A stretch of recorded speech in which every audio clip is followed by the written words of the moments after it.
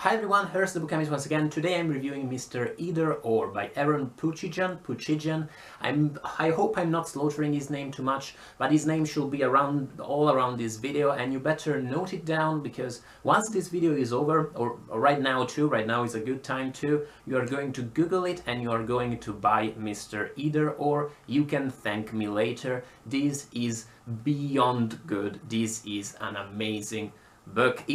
How good is this book? It's the kind of good that this morning I was looking back at the book to find a passage to read to you out loud in the course of the video, and I reread the first part of the whole thing because it's that good. But Mr. Bookchemist, why would you want to read out loud part of the book? Because Mr. Either Or is not your average novel, it's not your novel at all. It is a novel in verse. It is a narrative book. It's an amazing, compelling story written in verse. If you are already running away, you shouldn't, but I understand. I'm not too much knowledgeable about verse novels. I did read one in my career as a student. It was that Victorian novel about the guy who comes to Venice and is a dick all the time.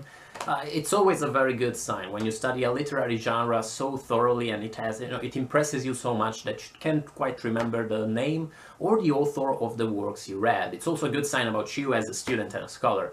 And but the only example of contemporary verse novel I know about is Golden Gate by Vikram Seth, which I've been told amazing things about, but so far I haven't had the courage to check that one out. But if all verse novels are as good as Mr. Either Or, then bring them on. And this isn't poetry as in I write 5-word sentences and I wear a flower necklace. This is straight up motherfucking iambic pentameter, and it also has very often quite a tight rhyme scheme. Dialogues in particular, especially dialogues in this book tend to rhyme or to have a sort of scheme to them, and the effect is amazing. The text flows in a way that you can't quite believe. It flows so fast, and it's it's the type of book you'll read in a breeze because it flows so well and it's so thrilling, but at the same time you won't, because you'll be stopping every 2 minutes and you'll go, oh my god, what have I just read? It's truly amazing. This is truly great stuff. The sound of it, the narrative texture, it's all so great. In the span of 2 stanzas you get characterization, you get exposition, you get action, you get shootouts, you get conflict, you get lyrical reflections, and it just keeps going, and it's so beautiful and it's so fast.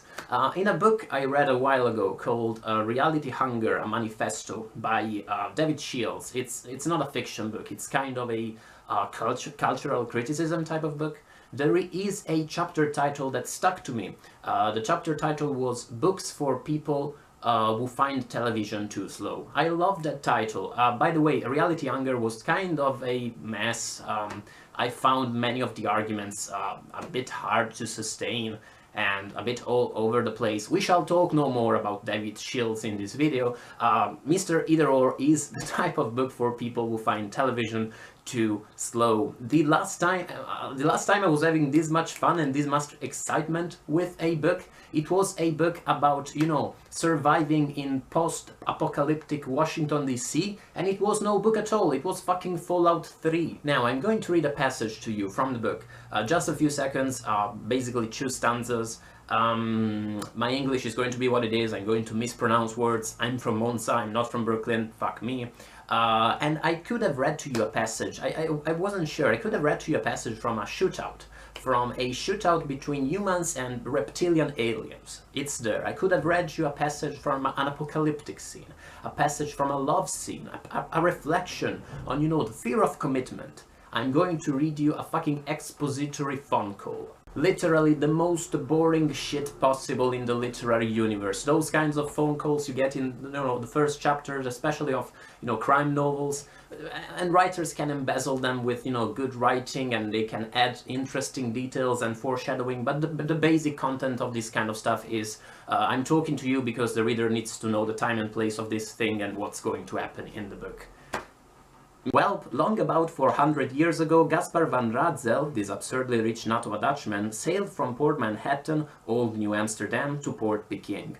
Then, after swapping cotton socks for satin, porcelain, oolong tea, that sort of thing, he paid respects at the Forbidden City, kowtowed a quick farewell, and shipped at dawn.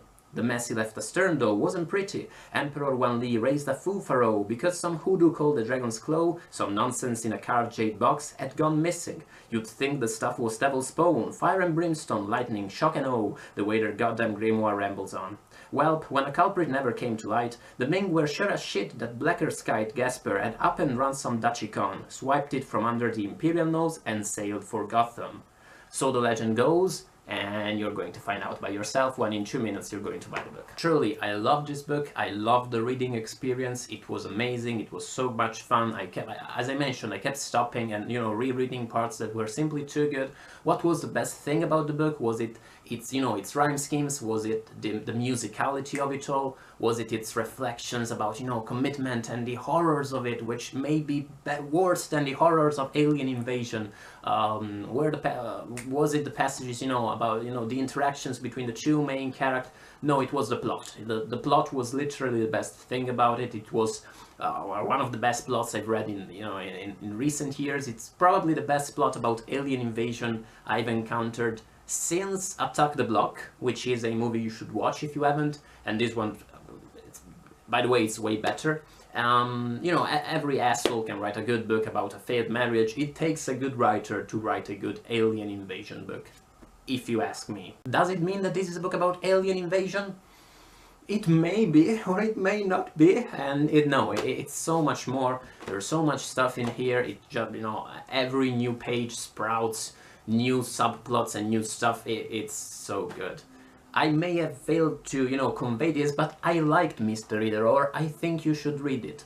Thank you so much for watching. The book comes out in, I think on October the 5th, at least in England. It's probably already out in the United States. I can't show you a physical copy because I received an electronic review copy of the book, but rest assured my paperback version of the book is already coming. I had to buy it because I had to possess this item. Thanks to the good people at Etruscan Press for my review copy, and thanks to you guys for watching this video. I will see you in the next video. When you read Mr. Either-Or, let me know what you think about it in the comments below, and let me know about other verse novels I should definitely check out. And I will see you in the next video. Bye guys.